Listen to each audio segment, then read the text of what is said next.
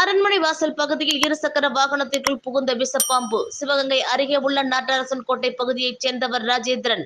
இவர் அரண்மனை வாசல் பகுதியில் பூக்கடை நடத்தி வருகின்றார். இவர் தினம்தோறும் இருசக்கர வாகனத்தை தனது வீட்டிற்கு சென்று வருவதை வழக்கமாக கொண்டுள்ளார். இன்று அவரது பூக்கடை அருகே சாலையோரம் இருசக்கர வாகனத்தை நிறுத்தி உள்ளார். அப்பொழுது அந்த இருசக்கர வாகனத்தில் விஷப்பாம்பு ஒன்று இருப்பதைக் கண்டு அதிர்ச்சி அடைந்து அது குறித்து தீயணைப்பு துறையினருக்கு தகவல் அளித்துள்ளார். சம்பவ இடத்திற்கு வந்த தீயணைப்பு வீரர்கள் இருசக்கர வாகனத்தில் இருந்த விஷப்பாம்பை பிடித்தனர். பின்னர் பாம்பை காட்டுப் பகுதிக்குள் விட்டனர்.